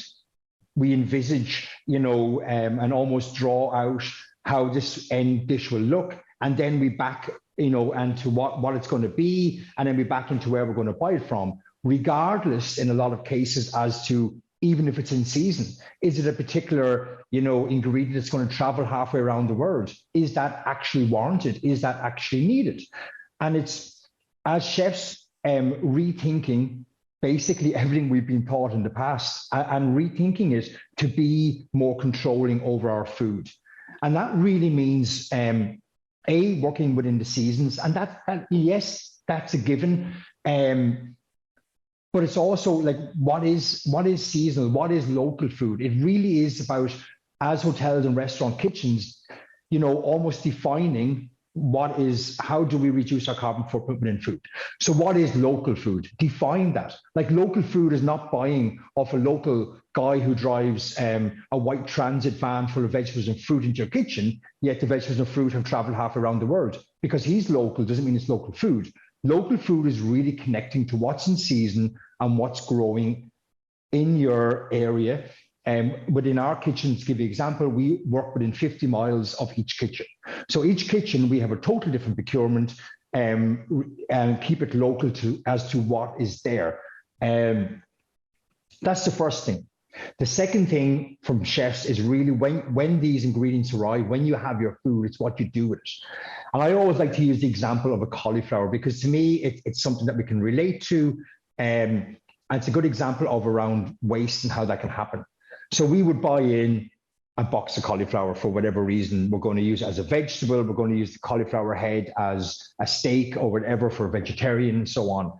So in comes our cauliflower. Now, if we, just as an example, we have our head of cauliflower and that's cost us €2, for example. So what we do as chefs traditionally is we break off all the stalks, the leaves, the root, and we're left with the white part of the cauliflower, which is, going to create the dish.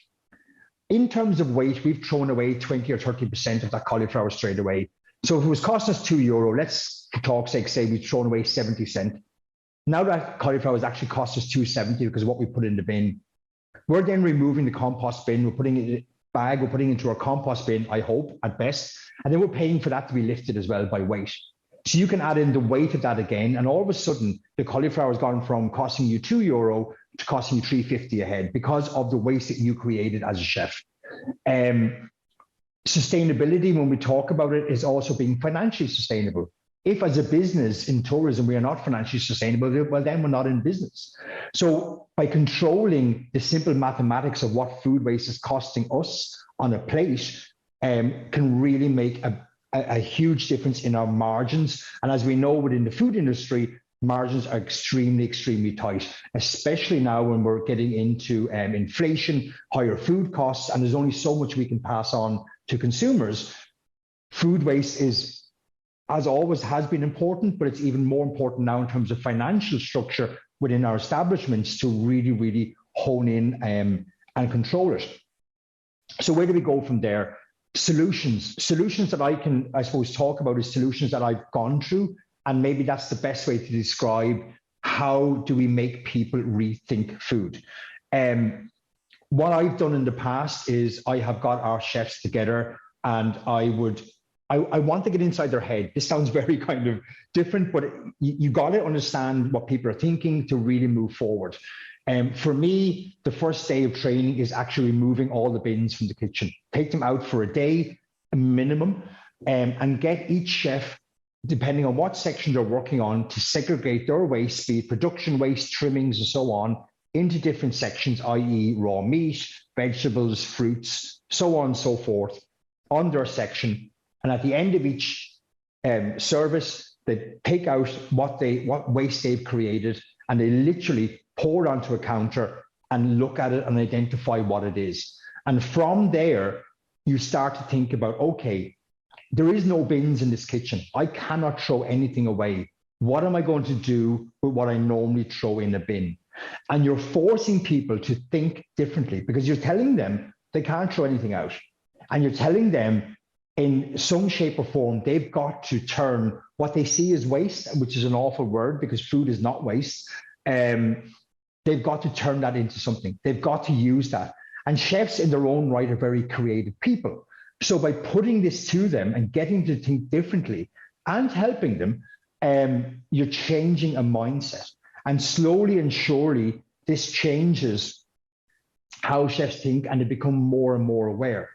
To give you another example, within our business, within my business, within food space, we started this, we're about 8 years. So we're running like zero waste kitchens 8 years with our chef teams that are so clued into what waste used to be and what they look at now, that they're actually coming to me with new ideas and new ways of preventing waste and so on. Why are they doing that? Because they've totally changed their mindset. And that's really, really important within our industry. But it's also really important in selling ourselves to the tourist industry, as well as reducing our carbon footprint. And as we've been talking about, and every speaker's been talking about greenwashing, and it's so important. And also I found is that greenwashing is being greenwashed. And what I mean by that is there's many people even in our sector using the word greenwashing to make it look like they're not greenwashing. And I think, you know, we can all get very overwhelmed. We know that food waste is a problem. We know that we incur, depending on the size of our cafes, restaurants, hotels, there's a lot of waste going on. I think it's best in some ways to drown out the noise and concentrate on you. Concentrate just on your business and drown out the outside world, because we can get very, very, very overwhelmed. And for me, it's about taking it at stages and being very practical. If we go into our head chefs and we go into our kitchens and go, do you know what, guys, overnight, we need to change food waste. It needs to become a thing of the past. Well, that's not going to happen. And in fact, we're setting ourselves up to fail. It's about having thematic areas that we can really focus on and stepping it out over, be it 6 months or 8 months, and working to a plan that chefs can go from food waste to zero food waste over a given time that really reduces our carbon footprint, makes us more sustainable, and also makes us more financially sustainable, which is so, so important, and something that we don't talk about when we talk about sustainability. Of course, it's about the environment, and of course, that's the important part. But if we're not financially sustainable, we're not in business anyway.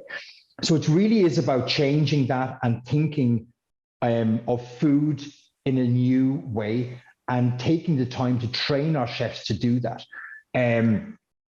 There are more and more colleges and more training platforms that are really getting into this now, as opposed to it was unheard of maybe even 5 years ago, probably, where, you know, food waste training within chefs didn't exist. It is there now, and the investment you can make within your teams to do that, to train them and upskill, is a huge saving back on your bottom line and on your food waste, your carbon footprint, and everything in it. So I think we have to sum it up, we have to remember, as chefs, we are responsible for this. We can make these changes, and we're in the engine room within the tourism sector of kitchens to feed the tourism sector. We're running those engine rooms, and we're causing so much problems as we're doing it through how we think. So it's a matter of rethinking, upskilling, and really changing the entire food system. I'm going to wrap up there because I'll talk forever, and I think we need to keep on time. Thanks, Emil. Thank you, Conor. Our final speaker is Anita Cunifrey, a PhD candidate here at ATU. Anita will discuss her research in which she calculated the first baseline carbon footprint for the Irish tourism industry. Thank you, Ruth. Hi, everyone. I'm Anita Cunifrey, a doctoral researcher at ATU. I'm originally from a rural parish in County Leitrim, so I know how important tourism is for rural communities. And I have a keen interest in making Irish tourism sustainable so that everyone can benefit from it. Firstly, I'd like to just thank my colleagues at STORY ATU for constantly supporting me and helping run this webinar on such a critical topic. Additionally, I'd like to thank the HEA for funding to upskill Irish tourism for a decarbonised world. So just to let you know, there is a link to the full research report on the STORY ATU website, along with many other fantastic research projects that are occurring as we speak, which you have a direct link to on the left-hand side of the platform that you are on. I'd also like to acknowledge my supervisors for their continuous support, and also the MISA group at ATU, particularly Dr. Leo Creedon for his assistance with the mathematical modelling. So to begin, I'm going to briefly take you through our research methodology and findings. So tourism cannot be considered sustainable unless it is actively decarbonising, and to monitor tourism decarbonisation levels, we need to measure, monitor and report tourism emissions annually. We cannot manage what we do not measure. So our research developed a model to establish the first baseline carbon footprint of Irish tourism. Our research falls under goal number 13 of the United Nations Sustainable Development Goals, and each goal has a set of targets and indicators to follow as guidelines. So in Ireland, we actually don't have the tourism satellite accounts compiled yet to easily monitor tourism emissions, which is actually an indicator under goal number 12 of the Sustainable Development Goals. So therefore, we established an integrated bottom-up methodology to utilise as a starting point to measure, monitor and report tourism emissions. Ireland gathers tourism data annually, but to overcome the limitations in the data, we established catchment areas and weighted averages, and we also utilised some average carbon intensities for certain criteria as well, which led us to establish the first baseline carbon footprint of Irish tourism. So we can see here that Irish tourism generated over 11 million tonnes of CO2 equivalent in 2019, which is over half of the emissions generated from agriculture, and 70% of the tourism emissions are coming from the transport sector, particularly aviation. So we can see here that overseas tourists produce 87% of Irish tourism emissions, and this is mainly due to the dependency on aviation, high visitor volumes, distance travelled, and the need for connecting flights as well. So basically, aviation is the Achilles heel of sustainable tourism globally, as other experts such as Lyle have highlighted. And when we compare our overseas tourist markets' arrival numbers against the emissions of a one-way flight, we can see quite a strong British market with high arrival numbers and low aviation emissions, compared to long-haul markets such as Australia and New Zealand, as they have low arrival numbers and have the highest AV emissions for a one-way flight. The USA is our second largest market and brings huge economic benefits to Ireland, but the value of this market might be diminished in a decarbonised world due to the high emissions associated with long-haul flights. So our short-haul markets from mainland Europe are looking quite promising and valuable to the future of Irish tourism. We're actually quite lucky to have such close neighbours with low emissions, high visitor volumes, high expenditure rates, and long lengths of stay compared to other island-based destinations. When we think of the future of tourism and the possibility of the increase in carbon taxes and a rise in the cost of flights, there is an opportunity to build low carbon infrastructure for our European markets. There's also the possibility of increasing our long haul markets' length of stay and decreasing the number of flights they take per year. From collaborating with many organisations in the industry, we can see from our modelling that there will be a slight reduction in emissions for 2022. This is possibly due to the effects of the energy crisis, but also the hard work being done by the government and other key stakeholders who are helping and supporting organisations to reduce emissions and operational costs. So it's important that we all collaborate with them to decarbonise our industry.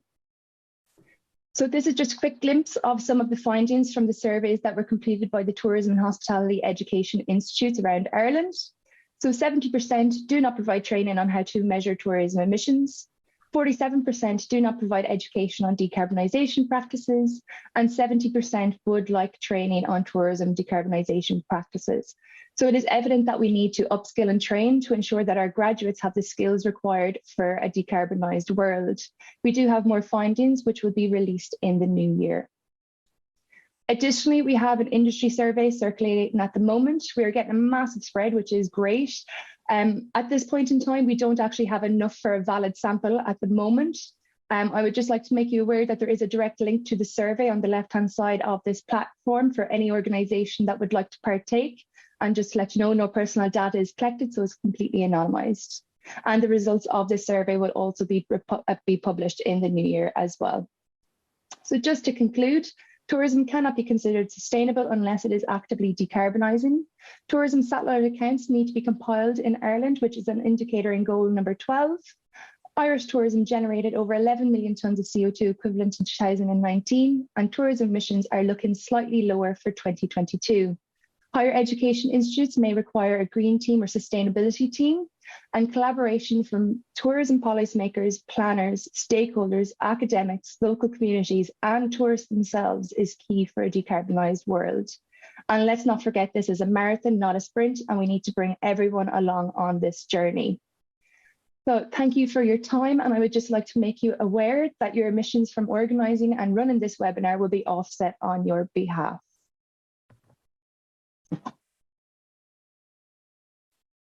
Thank you, Anita. We will shortly show you a number of short case studies from some tourism businesses based here in Ireland that are displaying best practice regarding decarbonisation and sustainability initiatives. But just before we do that, perhaps I would just like to refer you to the feedback survey, which is on the left-hand side of your screen. And if you had a moment, you might just complete that survey. For the industry participants here today, there's also a second survey on the left-hand side entitled Industry Survey. And we'd be grateful, again, it's there on the left-hand side of your screen, and we'd be grateful if you could take the time to complete that survey. And you'll appreciate that these surveys are important for funding purposes. So now we will move to the three short case studies the first one is from Hotel Doolin and from Croke Park, and from the Cliffs of Moher. Hotel Doolin was opened in 2007 and is a 4-star boutique hotel with 17 bedrooms, 9 self-catering houses, an 8-room guest house, Fitz's Pub, glass restaurant, stone-wall wood-fired pizza, organic wine bar and coffee house, eco-wedding and events barn, and the attic venue. Our mission is to create amazing experiences for our guests by breaking the mould of what is expected from a hotel through sustainability, innovation, and our unique brand of Doolin hospitality, while looking after our people, our community, and our environment.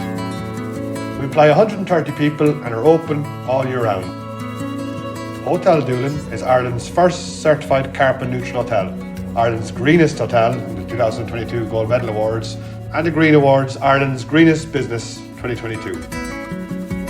We were past winner of Medium Sized Organisation of the Year and the Green Awards Tourism and Entertainment Award and Sustainability Team of the Year.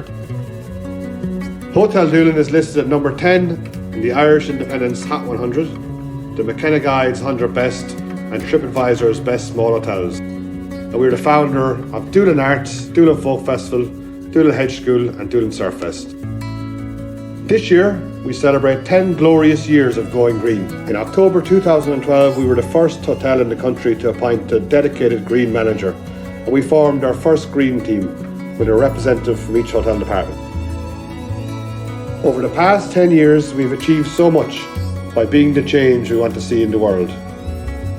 Starting off, our three main aims were reduce the hotel's carbon footprint, be at the centre of our local community, and practice social responsibility and purchase locally. These three aims remain central to everything we do at Hotel Doolin, and every decision we take them into account, so much so that we don't even notice we are doing it anymore. We really feel that if a small hotel like us on the west coast of Ireland can achieve carbon neutrality, then there's no excuse for the bigger hotel chains and operators with all their resources. For us, it's simple. Sustainability is nothing new. Our grandparents practiced sustainability, and communities for thousands of years before that. We just lost the run of ourselves in the last few decades. Sustainability is just about watching what we use today so that there's more tomorrow. It's common sense. And now we need to go backwards in order to go forwards. We became the country's first carbon neutral hotel in 2019, but we want to keep pushing on. This year we've signed off on a capital project to replace our existing heat pumps with a more efficient system and to install a solar PV array at the hotel. We'll also be concentrating on moving towards zero waste, investing in waste monitoring software with positive carbon and a biodigester that will turn our food waste into fertiliser for use in our polytunnels and gardens.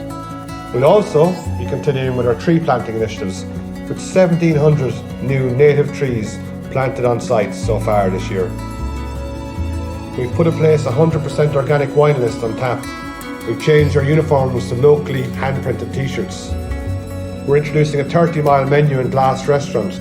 Hotel Doolin now offsets more carbon than it creates, and with these changes, we will bring ourselves to the next level. You could say that the only negative thing about Hotel Doolin will be carbon. In 2022, we set up our new not-for-profit organisation, Doolin Arts, to support local artists.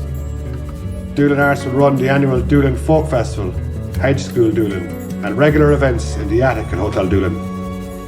We will also be releasing music under the Doolin Arts record label, publishing books under Doolin Arts, and producing independent films and supporting independent theatre.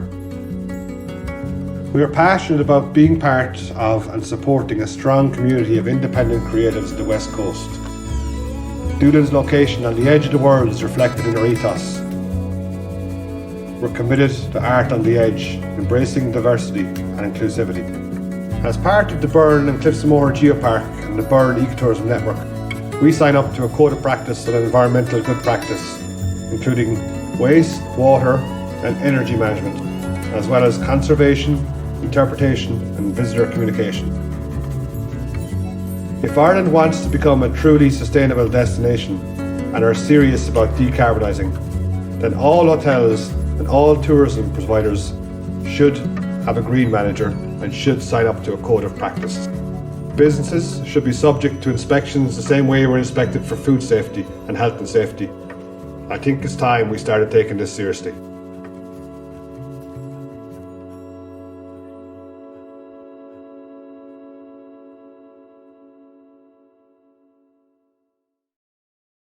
Hi everyone, Colin O'Brien here, Operations and Sustainability Executive at Croke Park Stadium.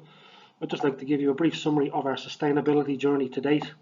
So Croke Park's sustainability journey began in 2007 and we've been living and breathing it ever since. We've never claimed to be perfect or experts in the area of sustainability, but we are very proud of all that we've achieved so far and we continue to learn each day. Our commitment to sustainability is key to everything we do and it needs to be. It's central to all operations of the stadium and all key decisions we make. So Croke Park has three main sustainability objectives, and these are: number one, to mainstream sustainability across all stadium operations; number two, to encourage awareness of sustainability and respect for the community and environment among stadium staff and visitors; and number three, to showcase sustainability initiatives for the wider GAA community. So Croke Park has a number of areas of focus when it comes to sustainability, and these include energy management, water efficiency, waste management and biodiversity and nature. Starting off with energy management. So energy efficiency is an area of major focus for Croke Park. In 2008 we put in place a state-of-the-art environmental improvement programme covering the stadium's electricity usage to reduce carbon emissions by 2/3. Since then we've introduced a range of energy efficiency measures to maintain this and further reduce energy by 20%. The second area is waste. So in 2014, Croke Park achieved a landmark of full waste diversion from landfill, a record that the stadium has maintained ever since. 100% of the waste produced by the stadium is recycled, reused or recovered as solid fuel. Not only is 0% of stadium waste sent to landfill, there has also been a 12% reduction in waste in the past 5 years. We continue to try to reduce the amount of waste we produce and are focused on the elimination of single-use plastics and products. The next area is water. So we are members of the Water Stewardship Programme run by Irish Water. The programme, accredited to European water stewardship standards, is designed to help reduce water consumption and introduce more efficient water management and monitoring across the facility and all operations. So again, we're always looking for innovative ways at conserving water, and upgrading the stadium infrastructure is key to that. We're currently involved in a water harvesting project which will help us greatly reduce the amount of water we use even further. Finally, biodiversity and nature. Our biodiversity programme started in 2015, and we now have a campus-wide mitigation and creation policy to ensure all building projects replace any affected habitats. This has led to extensive planting of native trees, shrubs and flowers. In 2018, we purchased a farm to grow turf for pitch maintenance, benefiting turf quality and reducing carbon emissions associated with the importation of turf from abroad. The farm is also used to grow herbs and vegetables for our kitchens here in Croke Park, and we have 10 beehives which also produce honey on the farm. So a small bit on our sustainable meetings and events. Our stadium-wide sustainability culture is embraced across all aspects of Croke Park meetings and events, with sustainable practices applied in the hosting of all events. Some of these initiatives include PIR sensors in event rooms to manage efficient light usage, light and heat only fully powered up when events begin, power walks by staff conducted daily to check power down of all event equipment. All event waste is segregated for recycling and composting, 100% compostable single-use coffee cups. Recreate Ireland, salvage of reusable materials to repurpose, reuse and redistribute all event materials. Our menus focus on local suppliers and Croke Park farm produce. We promote paperless meetings, 100% sustainable stationery on request only. Venue LCD signage screens minimise disposable branding and signage use. So I'd highly recommend ISO certifications such as ISO 20001 for sustainable events, ISO 14001 in environmental management, and ISO 50001 in energy management. Then there's also PAS 2060, which sets out the requirements for carbon neutrality. These certifications or frameworks provide a great bedrock for forming company culture around sustainability and net zero, and ensure organisational structure and policies are in place to ensure best practice and continual improvement. So to wrap up, I'd say don't be afraid to ask for help and guidance. There's some fantastic sustainability consultants out there that specialise in a range of different areas, such as carbon net zero and carbon neutrality, and we wouldn't be where we are without the help and guidance of others. So best of luck to everyone on their sustainability journey, and I'd be more than happy to talk to anybody if they want to get in touch. Thanks again.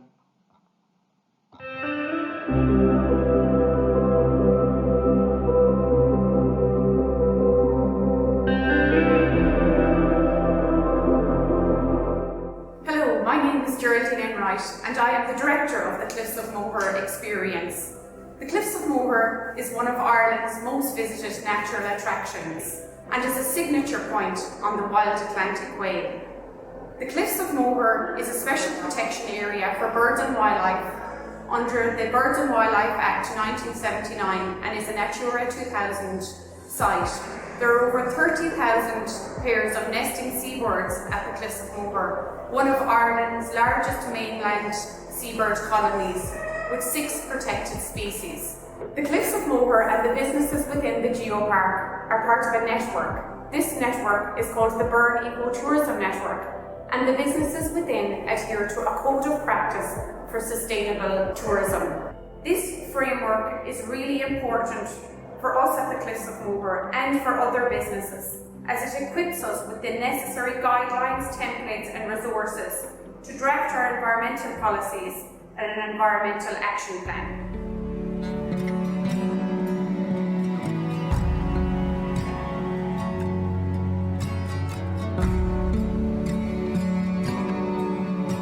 Two of the principles followed by the Burn Ecotourism Network members include ensuring we have vibrant communities and strengthened livelihoods are demonstrated in the Cliffs of Moher Craft and Gift Store. It is proud to sell local products from the area. We have 40 suppliers within a 45-kilometre radius, ranging from soap, knitwear, candles, chocolate, slate craft, stained glass, and a range of high-quality gifts. We have over 15 suppliers in our cafes. For example, the Burn Smokehouse, St. Tola's Goat's Cheese, to name but a few. Here our visitors enjoy delicious produce from the region and local business benefit from the exposure. The principle of vibrant communities from the Code of Practice ensures that the Cliffs of Moher makes a positive social contribution so that it benefits our communities and visitors. By purchasing local products, we are adhering to the principle of strengthened livelihoods, contributing to the local economy and supporting local employment. Our collaboration with JJ Corrie Whisky this year was to create a new series of Irish whiskies finished in sherry casks at the iconic O'Brien's Tower. We have 9 barrels maturing in the tower. This partnership was extremely successful, and we are delighted to be supporting local suppliers and dispersing the economic benefit in the wider area.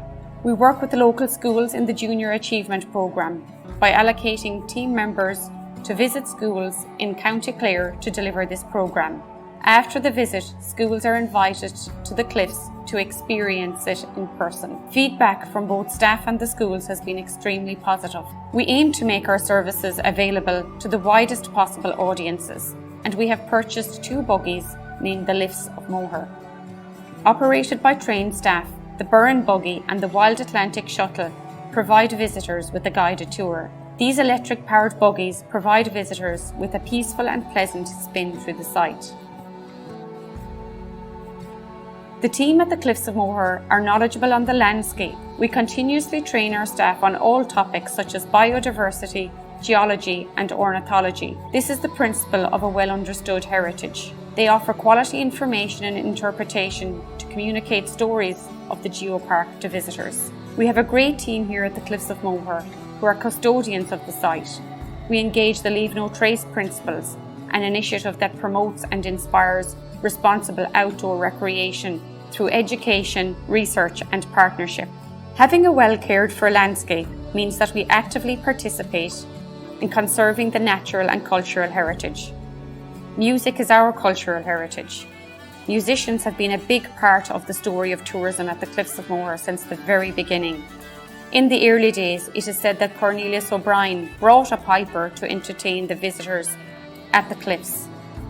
Busking pitches are set aside throughout the site, specifically for local buskers wishing to bring and showcase their talent. The sustainable environmental management principle that is in place saw us recognise the need to cut down, reduce and recycle waste. We developed the Cliffs of Moher app and audio guide. This has replaced the need to print thousands of brochures. It has all the information such as maps and facilities and is available in 5 languages. Visitors are encouraged to download in advance and on site with the use of the QR code. We manage our water usage through measurement and setting targets. We encourage visitors to refill water with reusable bottles. Some initiatives include motion sensor taps and waterless urinals. We work hard on sustainable transport and exercising visitor management practices to ensure that there is redistribution of visitors throughout the day and those that are coming are staying longer in the area. We partner with local hotels and offer package deals and promote these offers on our website and on social media.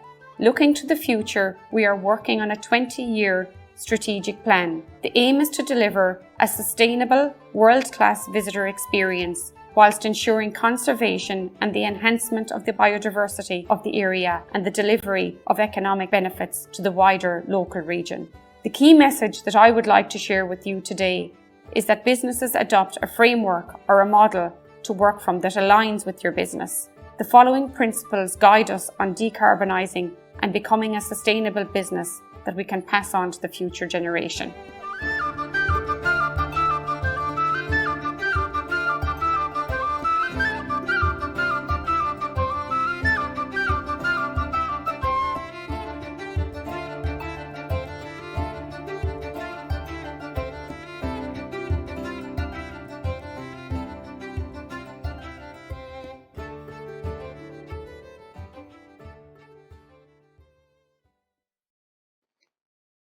A big welcome to Adair Manor Resort. My name is Thomas Breen. I am the Loss Prevention Manager here at Adair Manor, and I also champion the sustainability group at the resort. So today I'm going to talk to you a little bit about what our carbon reduction program is here in the resort and the work we've done so far and some of our hopes into the future. We'll start off with our biodiversity and carbon capture work. really the start point for everybody is to know how much carbon you're producing. What is your carbon footprint? And also, if you have the facility to capture some of that carbon or offset it, how much can you do? Without that clear picture and those numbers, it's very hard to be on the right path. So once you have a full understanding of what you're producing, what you're capturing, you need to make sure you have a carbon budget. It's the next piece. Stick to it. Make sure that it goes from the top down, that everybody's on board with it, and put it in as part of your 5-year plan. Review it annually. We do a lot of work in reviewing it even quarterly to see what targets we're missing, where we need to catch up, where we've made progress, and so on. We're lucky we have 840 acres of resort here. Most properties wouldn't have that kind of space. So we invested heavily into 2 wetland areas on the resort, and these act as carbon sinks, carbon banks, and they're also incredible for biodiversity. Now, most hospitality properties would be city centre or town centre properties and wouldn't have this facility, but there are other ways to offset your carbon footprint. So investigate them and make great use of them. Energy usage and reduction. I don't have to tell you all about the financial impact of energy costs in the last number of months, the last 8 months in particular. But it also has a huge carbon impact. So solar is something we've invested in quite heavily here in the resort. We're currently working on a 1.2 megawatt solar farm. We have a CHP, combined heat and power unit, which we see huge benefits from. But we also are really looking at the fact that we have a river running through our grounds. So we're investigating, we don't have it yet, but we are investigating hydro electricity and even using our grounds because we produce quite a lot of grass on 840 acres. We're looking into biomass also. So there are options to suit everybody regardless of your location. Building management system, really important. Control what you're using, when you're using it, and how you're using it. Lighting timers, although this will be a tiny percentage, only 1 or 2% of your overall energy usage and consumption, having those timers turned down, it's a very visual thing for staff and for guests, so they know you're taking those actions. But really, your big 2 are going to be your pumps and motors, stuff that's not seen. It's in plant rooms and in the basements, and people don't think about it. Having those facilities serviced, timed correctly, and efficient pumps and motors will help in a huge way for you. Interaction with staff. They need to be on board. They need to know what the program is. They need to know where the journey is bringing them. So we've taken a little bit of a fun twist on this. We do a lot of interactive programs, but keeping things simple and to the forefront of their mind. You'll see some of the stickers there we've put beside some of our light switches and plugs, just to kind of keep it at the front of their mind when they're doing their actions around the resort. But we've also, on the top right-hand corner of your screen, you'll see a part of our flow module. This module was put together for staff actually at their homes and in the staff quarters also, how they can make an impact, reducing their own energy bills, but also their own carbon impact. So you can really kind of make it interactive and get everybody on board with it. Waste. We're always going to have waste in some form, but you need a strong purchasing policy. It needs to be clear, it needs to be consistent, it needs to be reviewed annually also. We took a big change in changing a lot of our products and items you see in everyday aspects of the property. So you'll see some of our room cards there and our in-room amenities. Completely changed everything we had to fully compostable and fully recyclable, going into the correct waste streams, and even into our canteens, removing all single-use plastics, into these pump stations and so on, removing J cloths from our kitchens. Those are things we don't need. There are better, greener, more sustainable products. So you just change them out. It's the only way to do it. If you don't have the wrong thing in your kitchens, people can't use them. Feedback and support to suppliers. If anything has come from Brexit and from COVID in the last number of years, it's having local suppliers. We want to cut down the carbon impact of products getting to us. They don't all need to come from overseas. Our local guys really know the quality we expect and the standard and reliability we expect. So if you're giving them honest, straight feedback on whether it's packaging or product quality, they'll come on board with you. They don't want to lose out. and get that information to the staff and to the guests, get them involved, educate them. Be honest in your reporting is next. We're not perfect. We make mistakes.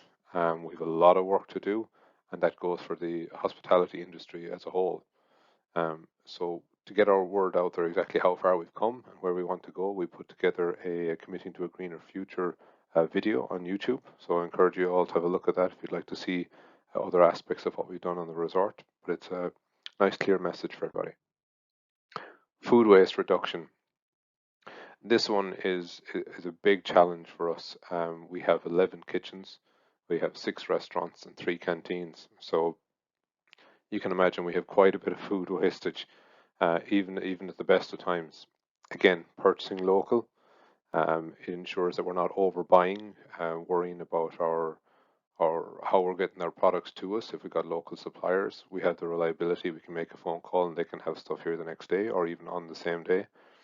Using technology to support us, we've worked with Positive Carbon and are currently looking at a few options for them to record what goes into our bins, giving us a clear financial feedback on what we're wasting or what we could be saving, but also the carbon footprint of that product.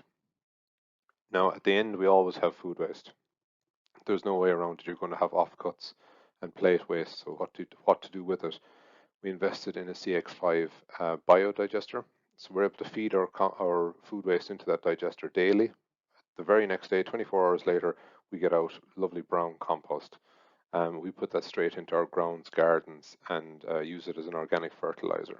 So eventually that will come into a full round economy, because what will be growing in our future polytunnels will be going straight back into our Michelin star kitchen. So no wastage.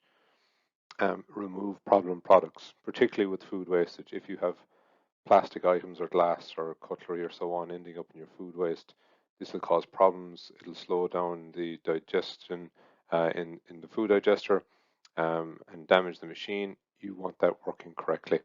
So if you have problem products like sachet packets or J-cloths, just look for a greener alternative. Remove them. Get that carbon out of it. And mandatory training for everybody, particularly kitchens, porters. These are your key people, but it should be for every single person on your property.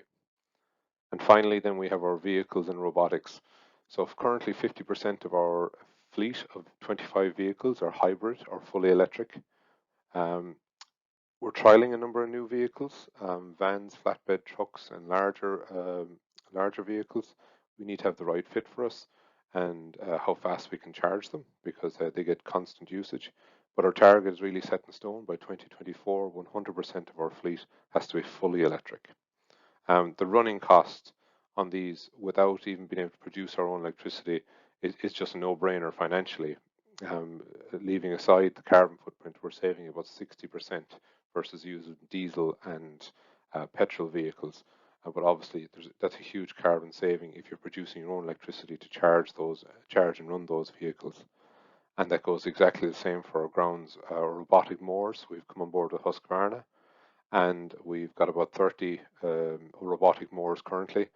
It's not just a carbon footprint and savings. We also have the noise pollution or the saving of noise pollution for our resort as well, because we don't have petrol and diesel mowers driving around our grounds. So small little piece, but important, very visual, and very to the forefront of that technology. So it all plays its part.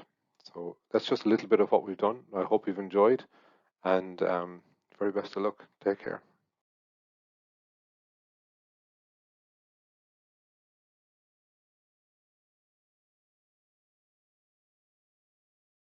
Be available on this platform after the event.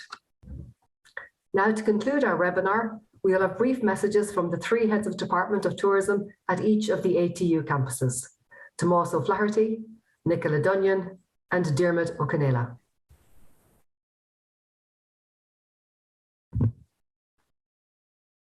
Hello, everyone. First of all, we as the heads of departments would like to thank the speakers and attendees for what I'm sure you will agree was a thought-provoking and insightful webinar.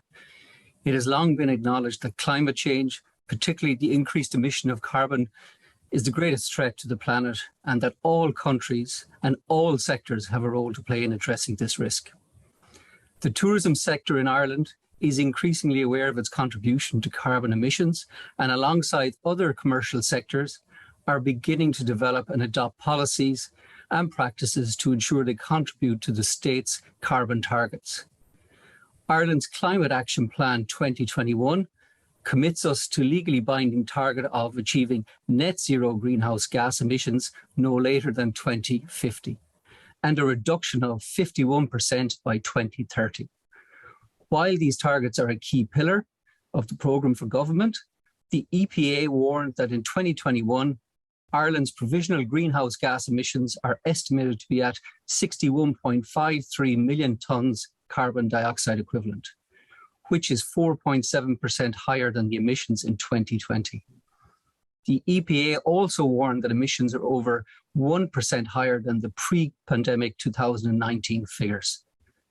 This suggests that the broad tourism sector needs to be progressive and proactive, and we are obliged to develop policies and practices based on science and current research to address these trends.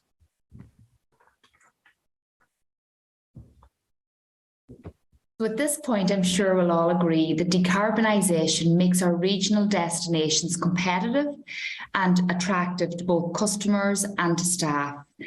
This journey to net zero will not happen by accident, and we here at the ATU are dedicated to making a vital contribution to this journey. We genuinely want to see a vibrant tourism sector in our region, a sector that makes a significant regional contribution in terms of employment and trade, but does so in a sustainable way and is focused on carbon reduction. We suggest this can help us gain competitive advantage. Studies show that we as educators, students, policymakers and practitioners need to change our KPIs and our mindsets. When we do this, we recognise that we can protect not only our environment for future generations, but we also protect the tourism sector in our region. Tourists increasingly seek to support businesses and destinations that encourage pro-environmental behaviours. Customers want to do good and are increasingly conscious of their carbon footprint and other related impacts from their travels.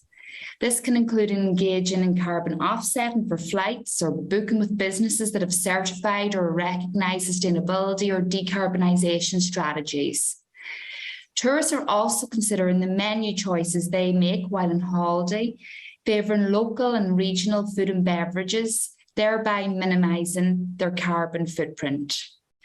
The benefits of decarbonisation are just not limited to being more appealing to customers. Falch Ireland suggests that tourism professionals actively seek ethical, progressive employers when looking for work opportunities. Employee loyalty is increased when the organisation's mission and values mirror the ever more pro-environmental ideals of our employees. Finally, on the role of education, our speakers today have challenged us to address our knowledge and sustainable literacy gaps and to explore how interventions, both large and small, can have profound impacts on the tourism sector's carbon footprint. This webinar and the research outputs presented is an example of the collaborative nature of our work within the ATU and is evidence that we can harness our knowledge and skills to make a positive contribution to not only our regional tourism partners, but also to the wider community and beyond. We are committed to continuing our work with all our partners and stakeholders to build upon this type of research and thus further develop our academic responsibility by embedding decarbonisation into our programme and module learning outcomes. We must therefore ensure that we regularly review our lecture content and syllabi to share the insights and tools that will support this agenda. The agenda for further research in this area is central to the role of the ATU. It is not only within our remit to facilitate this type of research, but it is now our moral responsibility to do so. We are faced with a climate emergency that can only be addressed by working collectively with the wider community, the industry, and the relevant authorities to ensure we can bring measurable benefits to all. We recognise that the road to net zero is a challenging journey, but it is a challenge we must approach with a new way of thinking, and our thinking can only be challenged and questioned by effective and measurable research. Our most powerful tool in this emergency is knowledge. Thank you again for attending, and we hope you will join us again for future tourism research and insights from the Sustainable Tourism Observatory at the Atlantic Technological University. Now I'll like to hand you back to our MC again, Ruth Walsh. We've now come to the end of our webinar. We hope that you've enjoyed it, found it informative, and that it will encourage you to move forward with your own sustainability endeavours. We would like to thank all our speakers that contributed today and gave such inspiring talks. And finally, we'd like to thank each one of you who joined us here online today. Thank you.